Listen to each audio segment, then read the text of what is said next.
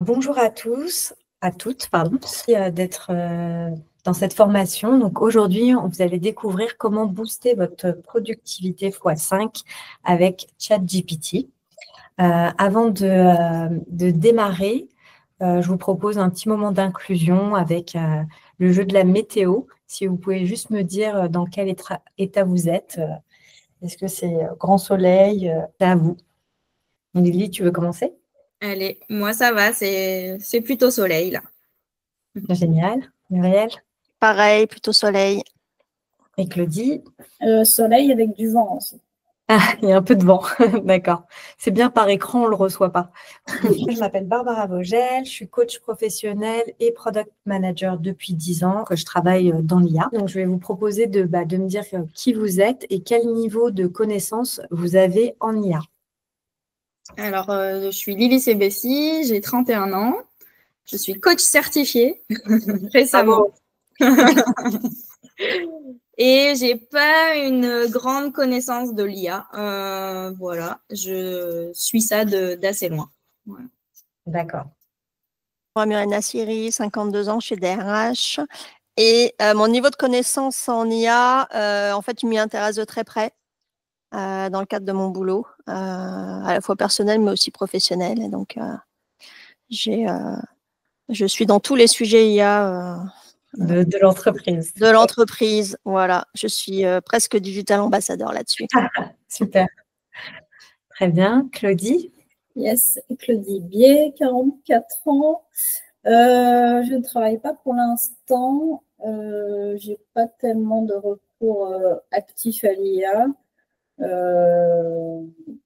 Je suis ça de loin. Enfin, ça m'intéresse de comprendre mieux où est-ce qu'on peut l'utiliser. Mais voilà, je suis ça d'assez loin. D'accord, oui. Ne vous inquiétez pas, on va à la fois traiter les cas très basiques. Je vais vous montrer des techniques un peu plus avancées. Je vais vous transmettre aussi un formulaire sur le droit à l'image pour cette vidéo. Voilà. Donc, je vous propose donc un voyage dans l'IA en 6 temps. D'abord, on va découvrir qu'est-ce que l'IA générative et ChatGPT. Ensuite, on verra pourquoi l'utiliser. Puis, comment écrire des prompts efficaces. Je vais vous passer 3 cas d'usage. Puis, on passera à des exemples très concrets qui seront actionnables immédiatement. Et enfin, on pourra faire un point un peu plus. On aura plus de temps à la fin pour le Q&A, mais n'hésitez pas à m'interrompre pendant la présentation si vous avez des questions. Allez, c'est parti. Alors, qu'est-ce que l'IA générative et ChatGPT? Déjà, est-ce que vous pensez aujourd'hui que vous utilisez ou pas de l'IA dans votre vie au quotidien?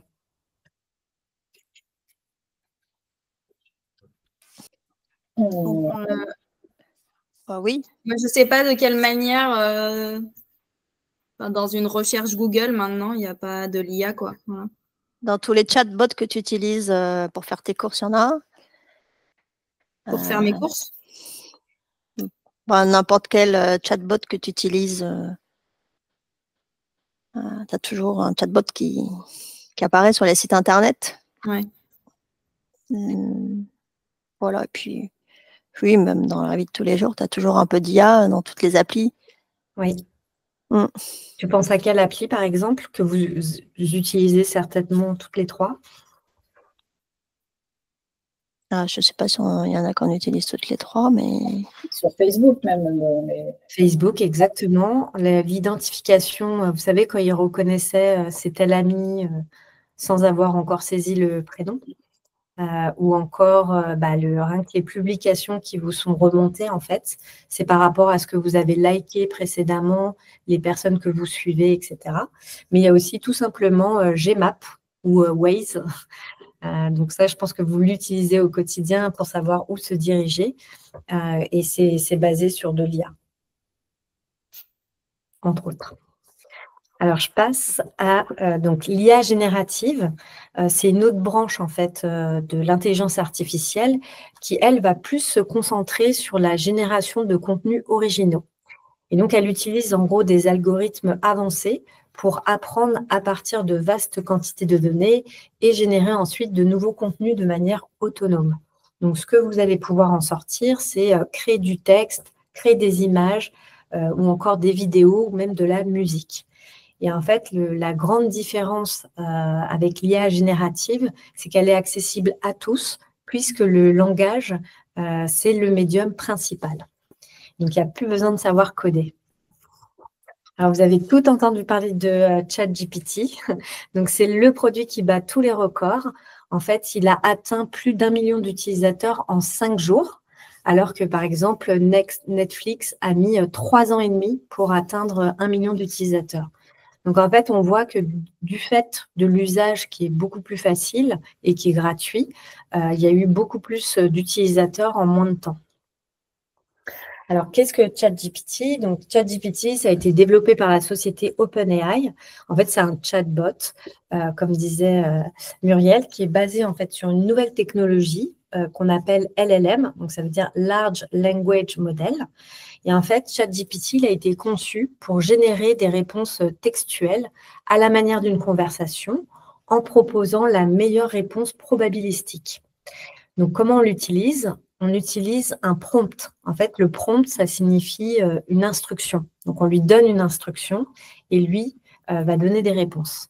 Et la qualité des instructions ou des prompts, elle définit finalement la qualité de vos réponses. Et c'est pour ça que c'est important d'apprendre à donner les bons prompts pour avoir des meilleures réponses.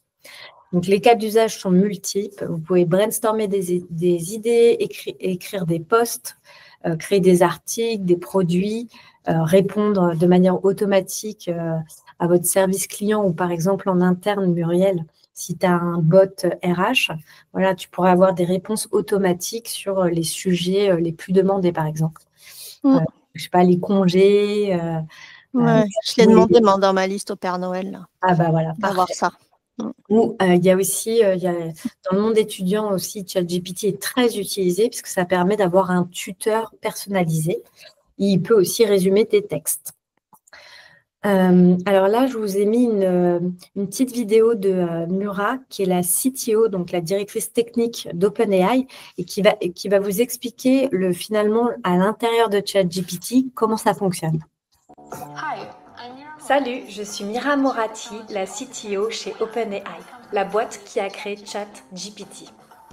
Premièrement, la différence, c'est que ChatGPT ne va pas se baser que sur un livre comme Shakespeare. Il va lire tout ce qu'il y a sur Internet, tous les articles, tout le code ou encore Wikipédia.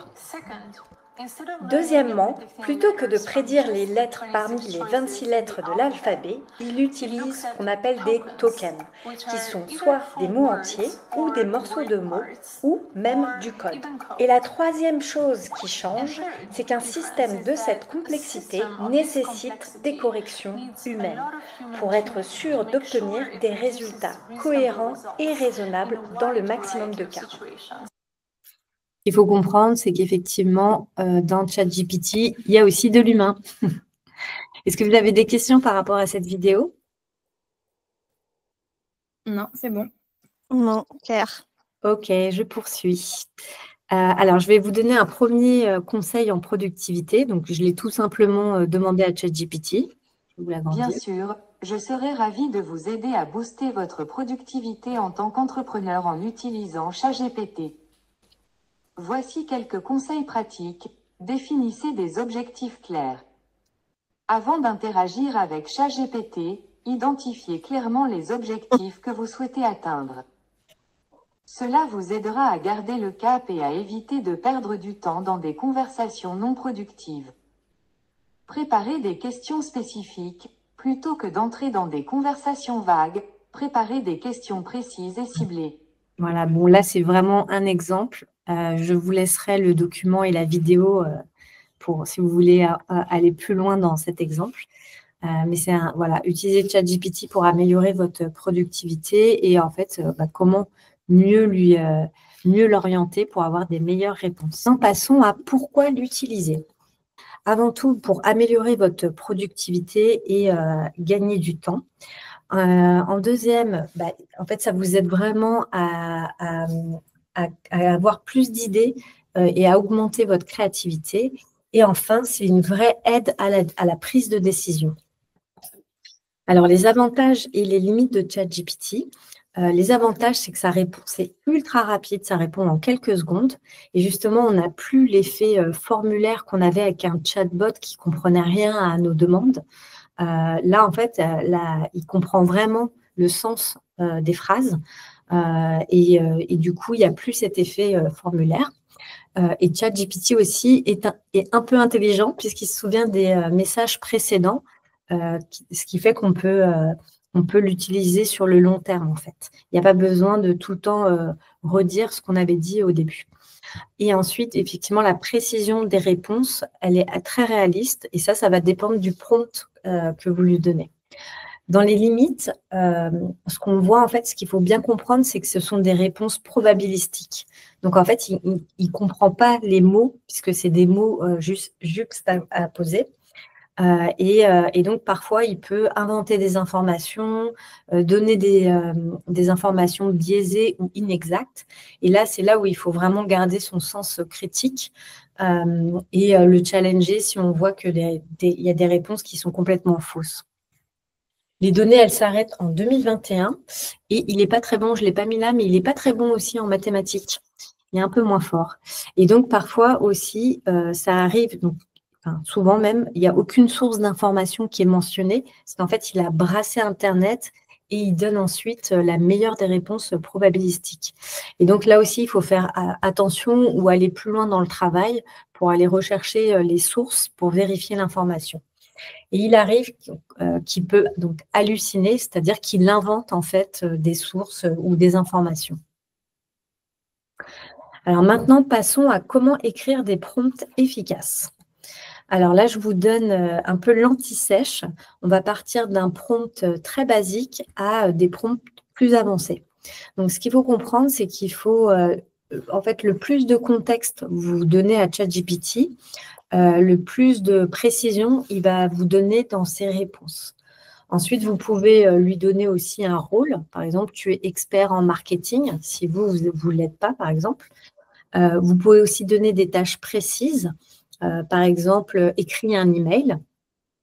Vous pouvez lui demander un ton. Donc, par exemple, dans cet email, écrit de manière très formelle pour l'administration. Vous pouvez lui donner un format. Je reprends l'exemple de l'email. Par exemple, structure cet email avec 3 bullet points et il va le faire. Vous pouvez lui donner aussi des objectifs. Par exemple, dans le ton de l'email, je veux que tu persuades la personne qui va recevoir cet email. Et vous pouvez aussi donc inclure des mots-clés, lui demander en fait qu'il prenne en compte les mots-clés que vous lui donnez. Vous pouvez aussi décomposer donc, par étapes, lui demander, par exemple, s'il vous explique quelque chose qui est compliqué, de lui dire explique-moi, décompose-le en quelques étapes pour que je puisse mieux comprendre. Et enfin, vous pouvez aussi donc limiter, le contraindre, lui dire donne-moi une définition crisp, concise, en 5 mots. Et il le fera. Ensuite, vous pouvez aussi lui demander des contre-arguments. Donc, par exemple, demander d'utiliser les contre-arguments de l'utilisation de ChatGPT. Alors, là, je vous ai mis un exemple très simple de prompt. On part d'un cas basique qui serait, par exemple, organiser l'anniversaire d'un enfant. Donc, si je donne un prompt très basique, je lui dirais « aide-moi à organiser l'anniversaire d'un enfant ». Il y a un meilleur prompt, finalement, ça serait d'ajouter du contexte, donc de dire « mon enfant fête ses 9 ans, il aime les super-héros et la couleur rouge.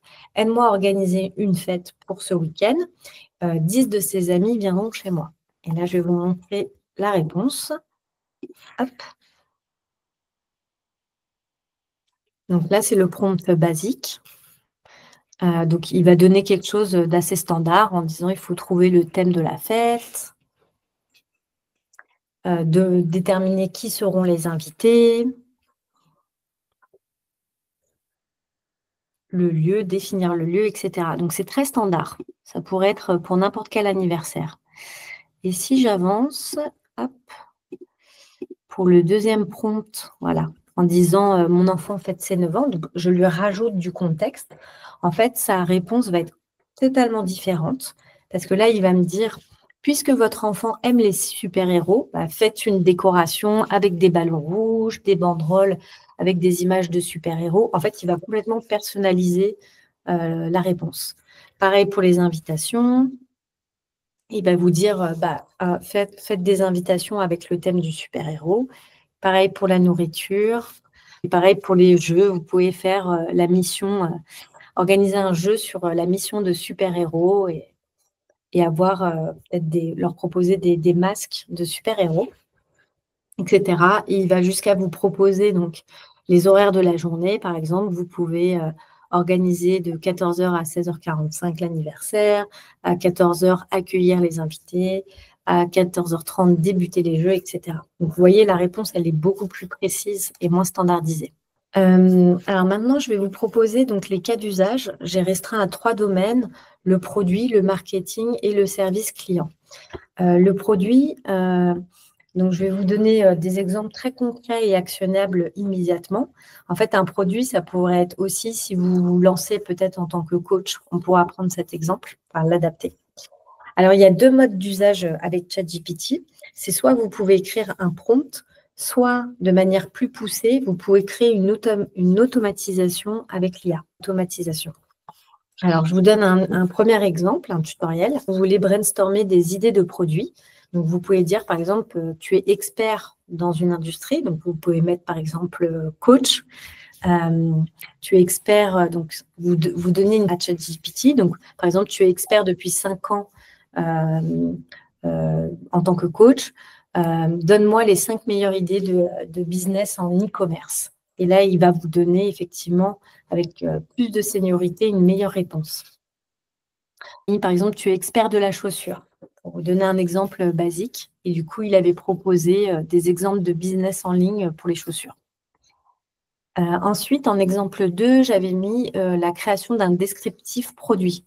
Donc, pareil, par exemple, si là, vous voulez vous lancer en tant que coach, vous pouvez dire donc à ChatGPT, tu es expert en tant que coach, créer la description, par exemple, si vous avez des formules spécifiques de coaching, je pense à Lily qui peut-être adresse aussi les sportifs de haut niveau. Voilà, on peut rajouter cette dimension. Et la description, donc lui dire que la description, elle doit être simple, concise et informative et utiliser les mots-clés si vous voulez mettre. Juste un exemple que j'avais fait, donc je reste dans le domaine de la chaussure. Donc, je lui avais demandé de créer une description d'un produit d'une chaussure en 3D.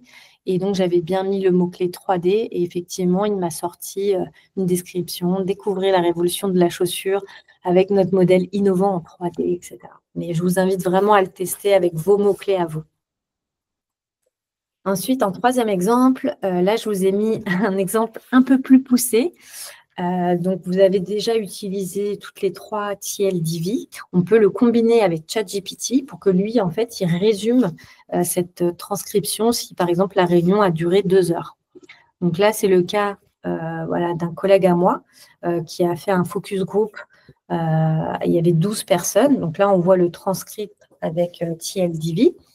Donc, il y a plus de 2 heures de réunion. Il a pu utiliser ce transcript